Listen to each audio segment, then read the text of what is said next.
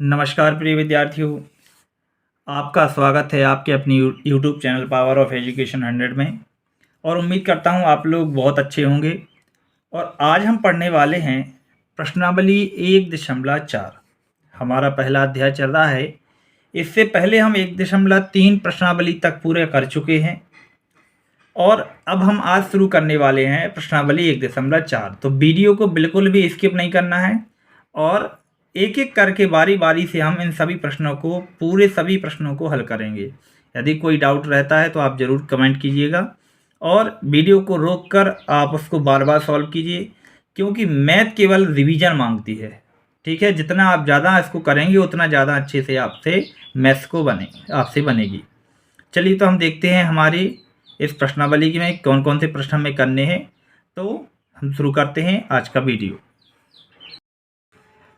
चलिए हम देखते हैं हमारा 8वां प्रश्न क्या है। निम्नलिखित समुच्चय युग्मों में से कौन से युग्म असंयुक्त हैं।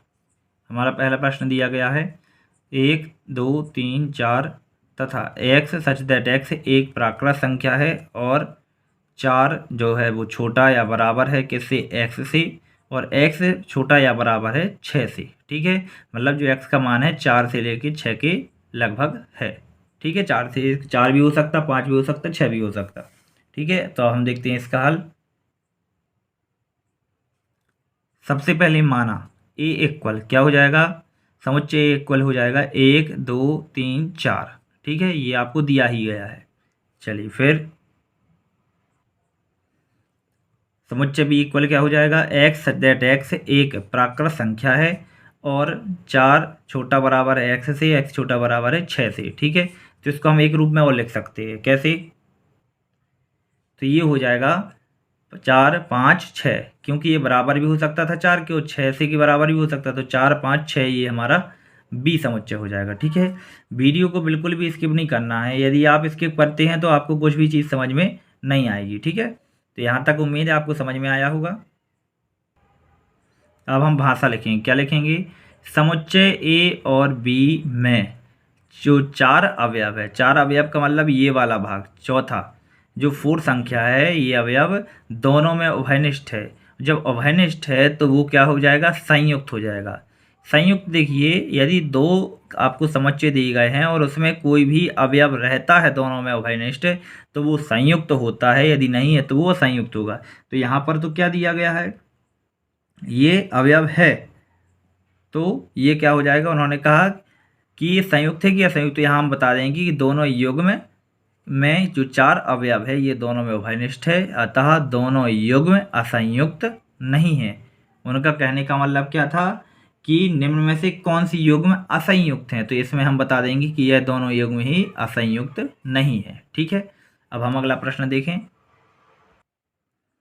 हमारा प्रश्न है ए ई आई ओ यू ये स्वर हैं, सी डी ई एफ इनमें देखिए क्या कॉमन है, कुछ देखिए बिल्कुल ई और ई कॉमन है, मतलब ये भी क्या नहीं होगा, असंयुक्त नहीं होगा। ठीक है, संयुक्त होगा। लेकिन इसमें देखिए कैसे लिखेंगे,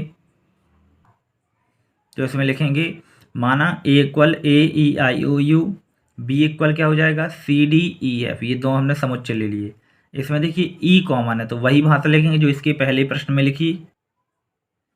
क्या लिखेंगे, समुच्चय ए और बी में ई अवयव दोनों में उभयनिष्ठ है। ठीक है, ए और बी में देखिए ई अवयव जो है वो दोनों में उभयनिष्ठ है, तो अतः दोनों युग्म क्या रहेंगे, असंयुक्त, संयुक्त नहीं होंगे। या तो देखिए क्या आ जाएगा कि अतः दोनों युग्म असंयुक्त नहीं है, क्योंकि ये क्या है, संयुक्त है। ठीक है, अब हम देखते हैं अगला प्रश्न। तो हमारा अगला प्रश्न क्या है, x सच दैट x एक संपूर्णांक है और x सच दैट x एक विषम पूर्णांक है। ठीक है, तो इसको हम मान लेंगे समुच्चय a और b के रूप में। तो समुच्चय a माना समुच्चय a equal x such that x एक समपूर्णांक है। देखिए समपूर्णांक कहा है तो पूर्णांक क्या होते हैं, प्लस में भी हो सकते, माइनस में भी हो सकते।